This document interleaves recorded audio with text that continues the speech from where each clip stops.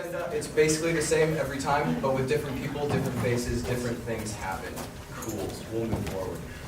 First off, if you haven't yet, please text CPE to 56955. That's 56955. CPE to get all the text messages about meetings and any big events that we have going on. So if you haven't subscribed to this, please do that for us. Thank you.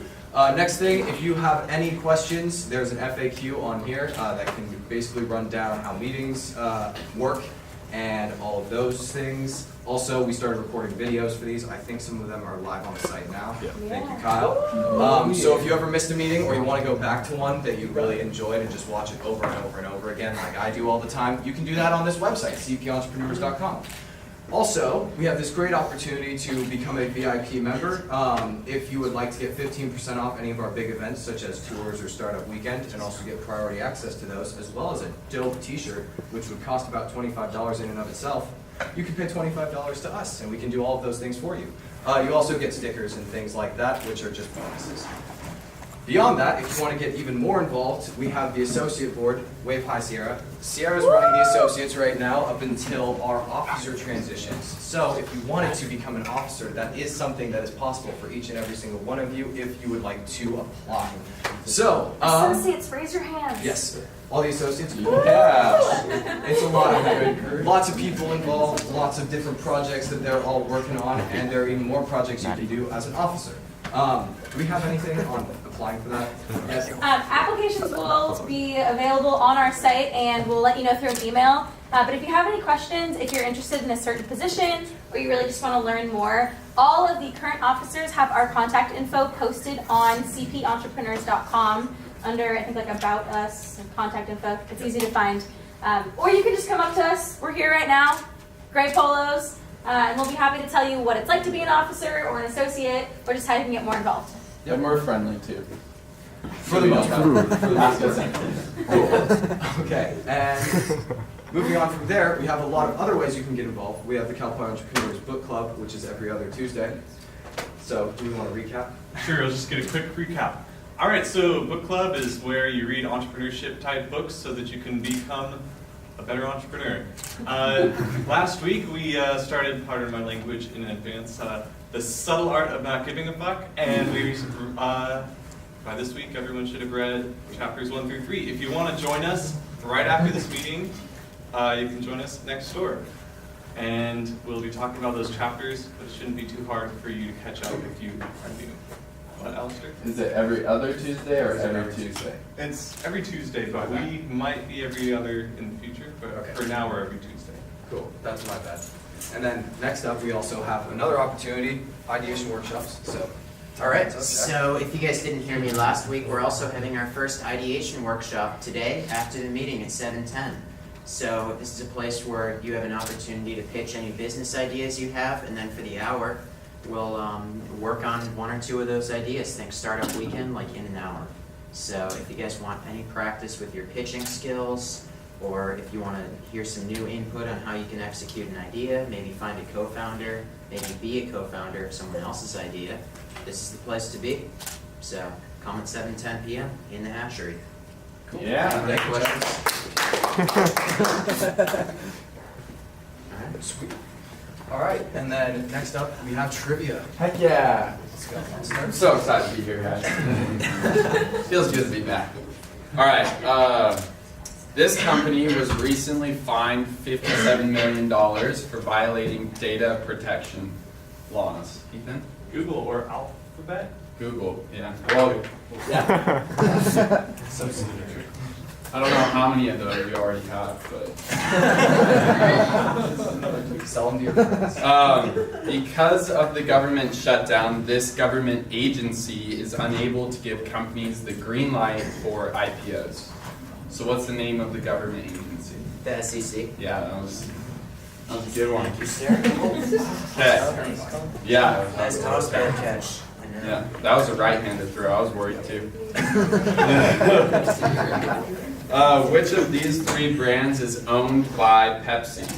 So we have Dasani, Mountain Dew, or Powerade. Mountain Dew. Yep, Mountain Dew. All right, that's trivia. So, you know what's other trivia we like to talk about here? Trivia that involves money. We actually have the lofts. That is something that any of you can apply for as virtue of being part of the club. You're somewhat involved in entrepreneurship, and that means you have access to apply to these lovely off-campus, still campus housing. It's roughly comparable to the pricing of PCV, yet you're downtown, so it's a pretty great steal. The applications for that close on February 8th. Any questions on that? It's gonna be awesome. So the next thing about that is that if you have any interest at all, you should show up to the social that's happening on this Saturday at 8 p.m. I think Alistair has a little bit more on that. Yeah, I've got some more information. We're gonna have a little social at the loft. We'll have some games and food, and hopefully there'll be people there. It's not just me. That would be cool. So we'll probably start out at the loft and then go to the hot house, and yeah, it's gonna be a good time. So be there at 8 p.m. The lofts. What's the hot house? Oh, the hot house. It's the off-campus accelerator. Yeah. Incubator. Yeah, pretty cool spot. If you haven't seen it before, definitely come and check it out. It's a cool place to be. Maybe you'll be there one day starting your own company. Yeah. Cool. Thank you. All right, what else is up? Oh, yes, Innovation Quest, another huge deal. So, how many of you have heard me talk about Innovation Quest already?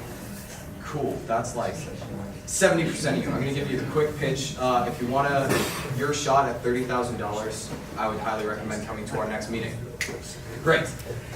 Next. The Hatchery is a great place to network and jumpstart ideas. Great. No, I'm just kidding. The Hatchery is honestly a great thing to apply for if you have any interest in entrepreneurship at all.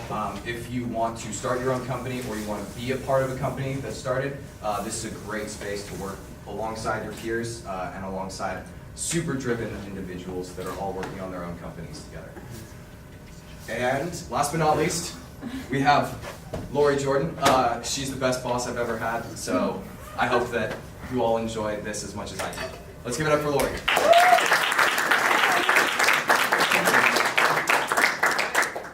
Am I the only boss you've ever had? No, that's not true. I've had like 4 bosses, one of them being my mom. So. All right, and let's see, I've got this ridiculous new. Yeah. So you want the clickers or are you good? No, I'm good. Cool. So I figured I would start since you have a book club. This might be your next book. It's called The No Asshole Rule. It's a really good book. It was written in 2007. Highly recommend it. I need to read it again. You can never read about not being an asshole enough, especially in startup world. So this is my contribution to your book club. Another one, if you're ever interested in how to really write good, what am I trying to say? Good goals and objectives as you start to build your business out is called OKRs, and it's oh my goodness, now I've said it and I'm not going to say it, but it's basically like a KPI, but it's the one that Google uses. It came out of Stanford. It's a really, really smart way to think about goals and objectives, and I'm actually using it right now in the business, the startup I'm at, and I'm using it for my own side business as well, and I highly recommend you read that book. It's really good. It's been around for a long time. Google actually kind of made it popular because they started using it when they started in 99, 2000. Can you just repeat the name of that second book, please? OKRs. Yeah, in fact, if you Google OKRs, there's a ton of free stuff that's probably will get you 90% of the way there. So if you don't want to spend the money on a book right now, you could just, yeah. Okay, so that's that. No, we're not going to save that. I know that. Okay, so I have had kind of a crazy day, so I'm totally going to admit up front that I did not create a presentation. But I did bring the Zeroa presentation, which I'll get to, but I thought what I would do is just take you through my history. Some of you here, how many of you have actually like met with me or know me or have seen me around at least at one point or another? Okay, so a few of you, not very many. So I used to run the hatchery across the way. I was here for 3 years. I ran the hatchery and the accelerator. Before that, I owned 2 different businesses. One of them completely failed and one of them was sold.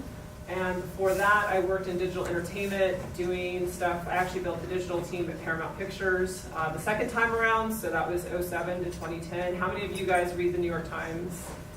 on Sundays. So if you saw the Paramount story that was about the crazy crash and burn they're kind of having right now, really good history of the entertainment industry and what's happening now because of decisions they made back in the day when they were scared of the internet, in '95 and they didn't know how to handle it. So highly recommend reading that article. But I worked at Paramount when they were actually deciding to get real with digital and do something about it, and so we got to build that out. And before that, I was with various startups. One was the very first platform to ever offer movies to download to your computer, which I know now seems totally weird that that wouldn't be possible. But there was this day when you could not download movies to anything. You got them on DVD, and that was actually the newest technology out there. And so we were called MovieLink, and we were owned by 5 studios who had an interest in trying to figure out the online platform. And in doing that, they pretty much crashed and burned, but they started the path to people like iTunes and Netflix and PlayStation and Xbox and all of the Hulus of the world. They made it possible for them to actually do the deals that they did with the studios. So for that, they were really at the forefront. It was just a really bad setup because it was kind of a pet project of Sony's. And pet projects that get rolled off to become companies that have 5-headed monsters, like 5 studios that each put $20 million, $50 million in, are really, really hard to actually manage and make into a business, it turns out. And so I watched that kind of fail, and Blockbuster bought it for $8 million, and then Blockbuster failed, so it was all a big, exciting fail fest. And before that, I was at this little place called Auction Watch, which still actually exists under Vimeo, but that was back when eBay, Yahoo, and Amazon were all doing the online auction world, and there was lots of competition, and then all of a sudden Yahoo and Amazon realized that eBay had cornered the market so much so that they really couldn't compete, and so they shut down their auction stuff, which practically killed our company, and so they laid off like 50% of us and then another 80% of us, and I was part of the second round, which was a blessing in disguise, because I actually went back to entertainment and did some MPEG 4 stuff. So any of you that watch videos on any of these type of devices, back in 2000, there was a consortium called MPEG, it still actually exists, MPEG LA, and MPEG 4 was the basis technology for getting video to mobile devices. So what I was responsible for was product marketing and product management and a little bit of sales. We were a startup. We were 12 people that basically had a ton of patents, and we're trying to figure out how we could make money on those patents. And I got to do all the cool plug fests with all the companies who were in MPEG 4, because the way MPEG 4 works, if you are ever wondering why you can play all your movies across all of your devices, it actually goes all the way back to almost 20 years ago when we were all sitting in a room in New York, Apple, Cisco, IBM, Dolby, us, and a few others, who all plugged our things together to make sure that all of our codecs and all of our code actually worked across each other. And then before that, and that company, they still exist. They're just around. They own a ton of patents, basically. They were part of France Telecom, spun out, did a startup. France Telecom was the first investor in them, the founder. And they basically exist because of the patent pool that they have. And then the very first company I did in the startup world was called OpenTV, and what we did was interactive television software. They still exist. They're now owned by Niagara, which is out of Switzerland. But we provided the operating system as well as the tools that allowed you to deliver interactive television content, which in the US was basically a weather app on dish networks, because US people didn't really understand the whole idea of doing things on your television. But around the whole globe, they were way ahead of us. And places like Korea and Britain and France and Germany, they all had these things called teletext that allowed you to buy airplane tickets. And I mean, the 80s, you could buy airplane tickets through your television, you could do banking, you could do a lot of different things. So we tried to make the interactive television come into the future and actually make it look pretty and made it more usable, and you could use the internet with it and all that. And we were actually the largest IPO of 1999. So I joined them as an executive assistant through a temp agency. Did not know what I was getting into. I did not have a club like this when I went to Cal Poly. Graduated, by the way, from Cal Poly in '97, so a long time ago. But we did not have this whole thing called entrepreneurship club or nobody was talking about that, except that I had a ton of friends graduating that were going up to the Bay Area and getting these amazing jobs, working for 5 people and building something that we'd never heard of. So that was really a push for me to try and get back up to the Bay Area, which I grew up in Santa Cruz. And so for me, getting back up there was really something I was excited about. I had a lot of friends up there and I could live in the city. So anyway, I went to a temp agency and said, just place me, I want to figure out what's available. I ended up with like 5 different companies, and then OpenTV was the one that I was really excited about because it was in the media space, it was technical, I got to deal with people in LA and all over the world, and I actually ended up moving into the product management department. So I did product management there, and when you're in product management, you basically own the life cycle of a product. You are in a way, you're the CEO of that product. So I was the CEO of a couple products. And what that means is when you go IPO, your ass is kind of on the line because you have to provide all the roadmaps and all the things you're going to do for the next 18 months and all the finances that are tied to that. And you have to really own your numbers and own your data.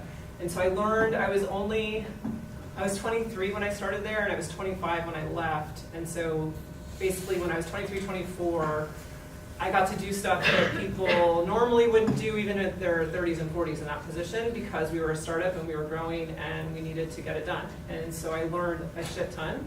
And I took that into all of my jobs, which eventually becomes full circle because the team I'm working with now at the startup I'm at is the team I worked with 20 years ago. And so what's amazing about that is we all went through something pretty significant when we worked together, and so when we came back together, it made it really easy to get up and going again because we all knew each other, we knew how we worked. The only thing that was different is we're all a little bit older. We always hope that makes us a little bit wiser. I'm not sure, if it does, but we certainly know each other's quirks. We know how each other works. We know how each other travels. You'll find out when you start working in companies and you have to travel with your coworkers, that becomes a big thing that can be really fun, or it can be really annoying, or it can be both. So knowing how to travel together is actually really important. So I'm now working back with people that I really loved. It was one of my favorite teams I worked with, besides the CIE, of course. Actually, the CIE really is one of my favorite teams I ever worked with. I probably got challenged on a daily basis by everybody in it. But that goes to say, for startups, which all of you are talking about, entrepreneurship. And by the way, I just want to say, like, startups doesn't mean like it's a company that you're coding at. I consider it, entrepreneurship is anything. Like, it doesn't mean that it's always like you're building an app or you're building big code. That could be that you're starting a first company, or that you're starting a bakery, or you're starting other things. Look at Blue Bottle. Blue Bottle is a coffee shop that has billions of dollars invested into it now. So it can be any of that. And I always try and tell people that, because when I worked at the Hatchery, I'd have people that would say, well, I'm not a tech person, so I guess I can't be a startup person. And it's like, no, there's like a ton of positions inside of these companies that are for business and for HR and finance. And I mean, there's a ton of different places you can go. So, so anyway, I'm kind of babbling, but that's my kind of long sorted story. My own startups kind of came out of being in the entertainment industry. The first one was a tech company that I started with my husband, and we thought we were going to, well, we did, build tools that help people deliver movies to iTunes when they had a new format called extras and LPs, which is back when they tried to make the full album popular again, which crashed and burned pretty much about 2 years after it started. But the extras stayed, and that's kind of the DVD experience now online. But they didn't have any tools. They only had APIs. And it turns out that studios like Paramount don't actually have engineers on staff to build things like that. And so it costs a lot of money. So I was like, there's got to be a better way. And so we went and tried to make a better way, and we had a ton of clients, and we worked a lot. And then the whole market shifted. Different people came out with big things, including Apple, that kind of took us out of the knees, and we started to look more like an agency. And at that point is when we both looked at each other. And my husband, who none of you have met here, but he's an amazing engineer who also graduated from Cal Poly. He was in electrical engineering back when they had EL, which they don't have anymore. But he basically looked at me and said, I don't want to be an agency. That's not exciting to me. I'm an engineer. I want to build things. I want to be doing all the new cutting edge stuff all the time. And I said, well, I would never do an agency without you. So we shut down. And then I started a company in the knitting world, which sounds kind of crazy, but I knit, and I knit actual clothing. I make sweaters and socks and all kinds of things. And I was traveling a lot for my business, and so I started making myself these little like knitting accessory bags that I could put into my computer bag or whatever that looked kind of nice and kept my yarn from rolling down the airport or the airplane aisle. And that business is the one that actually took off. Kind of weird, did not expect it. It was a hobby business completely. I had no idea what the heck I was doing, which probably helped me actually a little bit, that I came in not knowing what I wasn't supposed to know, so I just did what I wanted to do. And I ended up growing that business over about 4 years, and then I sold it in 2015. And that business has grown quite a bit, in fact. But unfortunately, the new owner went through some things, and he's now shutting it down, which is so weird to watch. The business I grew, that he grew actually even more, is now like shutting down. And I tried to buy back my logo, like my name and everything, so I thought, well, I'll just keep the name, it'd be fun to own it. But it's all going into some big, pot of whatever for the banks and everything. But where else am I going with that? I guess now I'm at Zeroa, and what we're working on is, I'm going to take you through, I'm going to take you through one of our slide decks really quick, but the demo is probably the more exciting part, but I just want to give you a quick kind of thought about what we are, who we are. Oops, let me see. Did I disconnect? Sorry, everybody. I'm using my phone because it's what I have. Okay, so what we are, and I'm going to do, by the way, I'm told I would fail right now. If I were in front of any of your professors in the entrepreneurship program, I'm sure, fail at what I'm about to do. But we are called Zeroa. It's called Zeroa Visual Intelligence. And what the heck does that actually mean? What it means is there's a whole bunch of data, and especially visual data. So videos and images and documents that companies, enterprises have, and they've got a lot of them and growing, because the video market and image market is now, huge. Like, think about how many pictures you take in a day, and how many of those pictures are now sitting on the cloud somewhere and you wish you could find them. Enterprises have that times 1,000. They've got so much content coming through because of all the social marketing that they're doing and all of the ways that they have to sell online. So they've got 1,000 different images from one product. And that's growing, like I said, exponentially right now. But they want to be able to find that content. So what do? Right now, they kind of use these things called asset management systems or data management systems. And they're okay, but they're not great, because you can't really dig deep into the data of what you have. So here we come with machine learning. And what we're doing is actually making it possible for anyone to use really powerful machine learning algorithms. So one of our partners is Google, and they have a really awesome array of machine learning tools and AI tools in their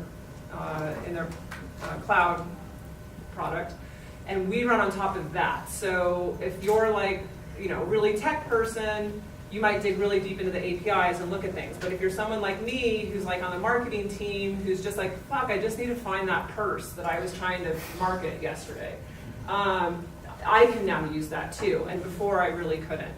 And so we're bringing value to businesses by helping them find things that they couldn't find quickly in the past. And we started in entertainment. Most of our founders and people who are in the company right now are past entertainment people, so we've started in the media and entertainment space. They use it a lot for finding everything from images that were taken on set during a movie, all the way to, hey, we need this clip for a marketing campaign, and we need to make sure it's cleared, and we need to make sure that it has a blue hue to it, because that's the color tone we're using for the marketing campaign this year. And those three things make it really hard to find that data until now. So here's what data growth, here's what's happening with data. And a lot of you probably know this if you're in classes right now learning about anything. Data is just getting unwieldy. There's a lot of it. And the visual data is even more unwieldy, because not only is there a lot of it, but it's actually large and hard to parse through, especially once you get into video and documents.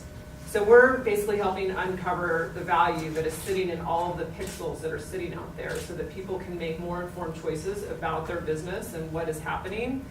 And how we work is kind of what I just described. So machine learning algorithms and assets, Zeroa runs on top of it, and then outside you can actually get some data and insights. I'm not going to go through the rest of this. I'm just going to show you the demo, because the demo is just so much more fun. Okay. So this is what is called The YouTube 8 million, which is 8 million YouTube clips that are available to use for demoing in software that uses a lot of video. So we took that data, we parsed through it, and for this purpose, we did not put 8 million on this because it would take us a while to parse through it every time we did a demo, so we made it about 31,000. But what we have actually done here is you can see there's a lot of different images going on, and these are actually, what you're really seeing are videos, but this is one iframe that was chosen from the video to represent what that video is about. And so when you come in here, I can like choose this, and it's obviously, a football game, but I can also come in here and see what the keywords are. I can see what the media was, so it'll tell me the aspect ratio of that video, it will tell me what the bit rate is on it. And here's what they're doing too is some text, so when the announcer is talking, some of the machine learning algorithms can actually pull that audio and make it into text, so that text becomes searchable. So if you're looking for a clip where someone says, goal, you could put in the word goal, and if the announcer says goal anywhere in here, you're going to find that image or that video. The other thing that we've actually found out by doing this project is it turns out a lot of YouTube videos start with, hey people, hey man, hey. It's like you start to find these patterns. It's kind of interesting. So if you type that in, it's like you'll get all these videos where it starts with, hey man, what's up? Hey dudes, what's up? Hey peeps, what's up? And so, but here I won't go through all that. But what we really start to see is very interesting to a lot of people is the ability to parse through a lot of images or a lot of video very, very quickly. So for instance, I could pick like this fire right here. This is actually not fire. These are fireworks going off at a soccer game. And so if I go up here and say I want to find all the similar images, and then do that, it will come up with a lot of different fire. But I haven't made it very loose. I want to make it a little bit looser. So right here I'm telling it, don't be so tight on what looks the same, right? So now we've opened it up quite a bit, and you can see that most of these are fireworks going off inside of a stadium celebrating, a win or whatever. But we do have a couple things like a burning house here, right? So I don't really want the burning house. What I want are the fireworks. So I can actually select two and say, okay, now use this for your similarity. The house will remain, but it should go much further down. So right now it's further down.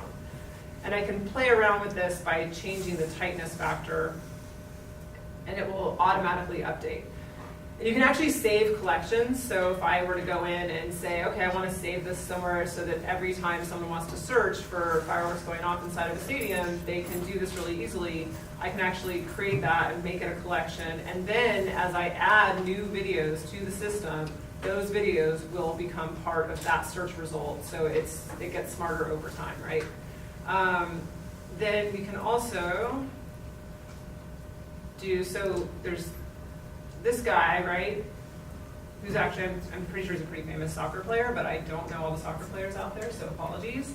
But the thing about this one that's interesting is for a lot of media people, you'll notice that when people are talking after a game, there's a lot of logos behind them. Those logos are there for a reason, right? Because people want you to get excited about Puma, or they want you to get excited about Skynet, or whatever it is that they're selling. That's not an accident, right? Like their most famous player is in front of their logo. That's pretty awesome. So, but they would like to know when that logo is seen and how it's seen and where it's seen and when it's seen. Now they could do a similarity search actually and say, I want anything that has, I'm not going to get that granular on these, but they could potentially say, I want everything that has a background that includes Puma on it, and then they would get all those results, and then they could parse through and see which players or which celebrities stood in front of their logo, and then make an archive of that perhaps. There's a lot of different ways that this can be used. So again, I'm someone who's not technical. I'm technical enough to be dangerous, but I'm not someone who's going to be like coding and going in through all the APIs. And really, that's what it's been taking for for a long time to actually utilize the powerful like machine learning and AI tools that are out there.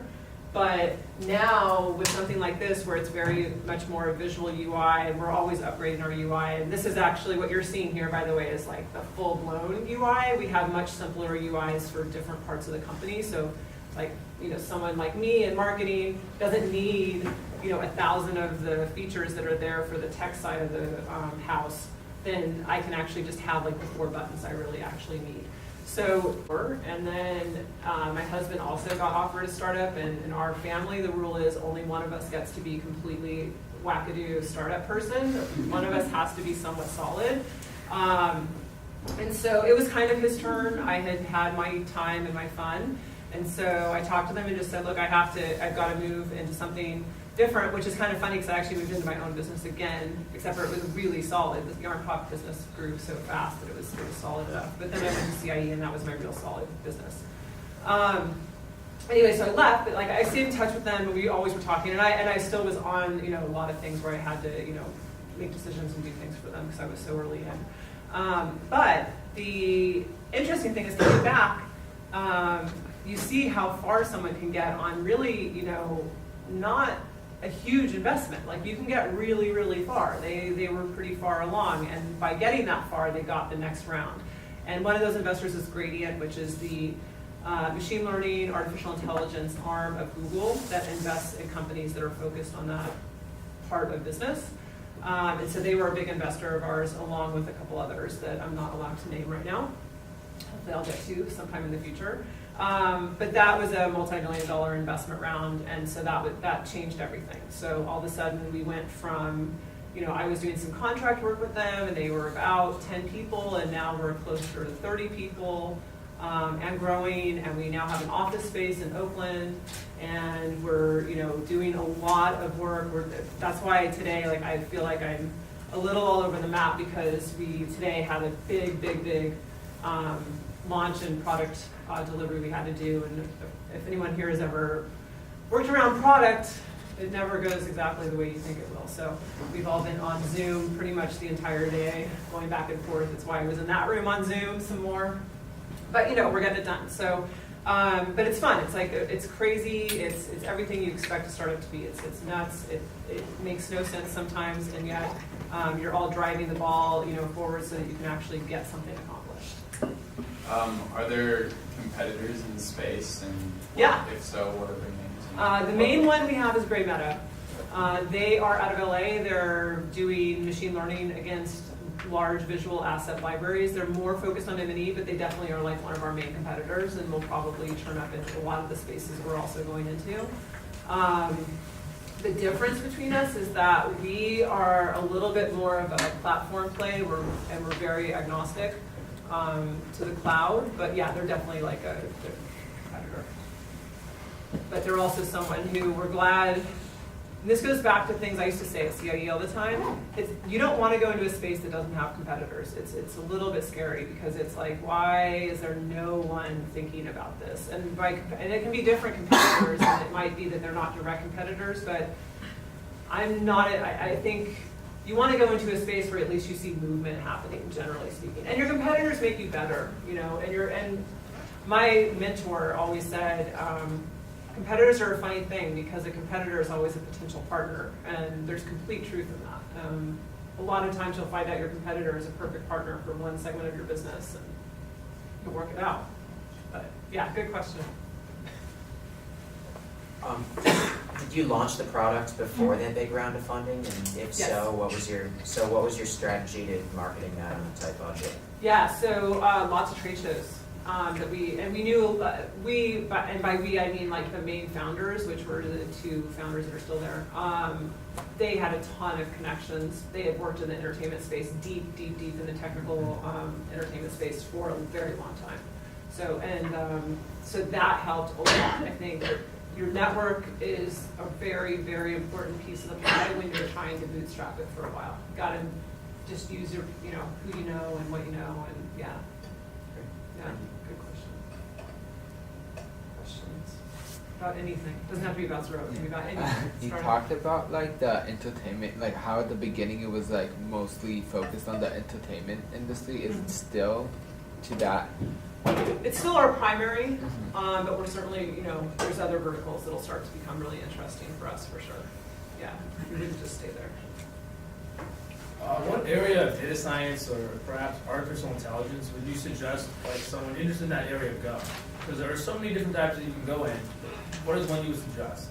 depends on what you're into, right? So if you're someone who's like, you want to think through the hardcore coding and algorithms that are done, that's one direction, but there's also the, like what I call like sales engineering, that's a side because there's a lot of integration that has to happen with people who want to utilize it, and that's a whole other skill set that's almost a mix of business and, you know, the tech side.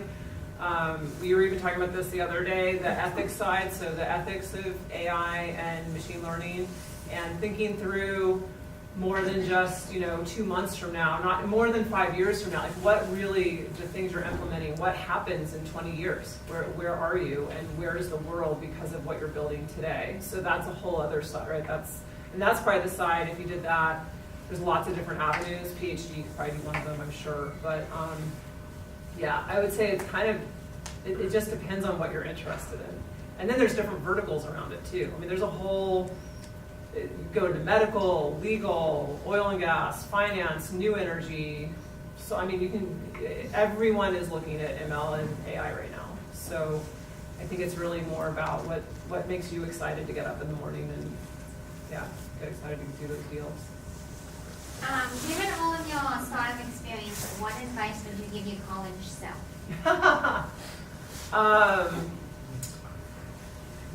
I would say, don't be scared to just try stuff. Like, don't be scared to, you know, move to a new city and have no money in your bank account and take the crazy job that doesn't make sense on paper, but will get you, you know, get you to the next step.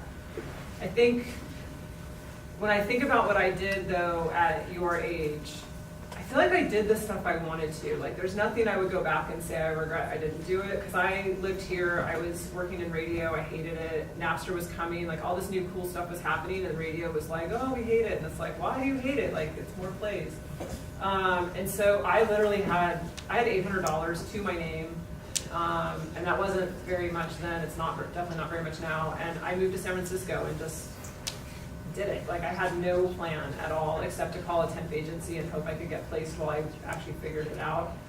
And then I started my company just because it was time to try something new. I mean, like, I think you have to kind of let fear is a healthy thing until there's too much of it, and then you gotta work past it. So trying to not be so scared of stuff, especially when you're, like, when I think about my 20s, and I was just talking to my husband about this, because I saw Alexa, I don't think anyone here knows Alexa except for like 3 of you. But she's living in New York now, and we were talking about it, and I'm like, it's so fun to watch you, because I remember when I was 22, 23, 24, and it's like, you really don't have, you think you have a lot of things on your plate, but you really don't. Like, you have so much flexibility right now to like move around, and I'm not saying we don't now. If I'd ask my husband, I'm like, why is it that, like, why don't we just live like that now? Like, just because we're in our 40s and 50s doesn't mean that we couldn't like pick up and, you know, sell all our shit and move somewhere. Like, we could totally do that. I think it just is a lot. When you're in your 20s and getting started, there's so many opportunities that are available to you to think about and do, and don't be scared of them. And don't be scared of something that doesn't look like what you thought it would look like. Like, I went down a path I didn't expect at all. I never thought I'd work in technology, actually. I was an engineer at Cal Poly for 2 years and switched out of the major because I was like, I never ever want to be an engineer or do that, ever. It's not my thing. And it's my, you know, total bow down to engineers, but like, it was not my thing. And all my friends who were engineering were like, what the fuck, you got through all the hard stuff. Like, I got through all the calculus, all the physics, all the chemistry, everything. They're like, oh my God, now the fun starts, what the heck? And I'm like, no, like, now I really don't want to do it. So, you know, it's like, but then here I am, a product manager at a tech company, having to understand what engineers are doing, and I never in a million years thought that. I thought I was going to go into big event planning. Like, I thought I was going to go work at like NCAA March Madness and help plan big events around that. You know, so be open to where the universe kind of takes you. Is that yeah? Rambling? Okay. So would you recommend living right in the city or in San Francisco, or say you're like closer, like with Google? Yeah. If you want to find housing that's closer to that. Like, I think it's different by each person. Because some people love the city, you know, they love that they can just step out their front door and there's 1,000 things going on. And some people are like, I kind of need to like step away. Like, I need my space. Like, I need to be able to see the sky and all that stuff. So I think it really is dependent on a lot of factors. There's so many places to live in any city where you can totally get that downtown fix. The thing about a lot of the companies up there is that they're now starting to put remote offices in San Francisco where they have like their buses that will take you where you're going. There is transportation. I have friends who actually refuse to work anywhere that won't get them there by BART. That's a lot of people's thing. In LA, I have friends who are like, they won't cross the 405 either direction. So if they live on the west side, it's like they're never going east of the 405. And if they're on the east side, they're not going west of the 405. Because I lived in LA for years. And yeah, I think all those things have to factor in. Like how much time do you want to spend in your car looking at brake lights? How much time do you want to spend on a train every day? I started spending 3 hours a day in a car looking at brake lights, and it about drove me insane. So you have to factor all of those things, I think, into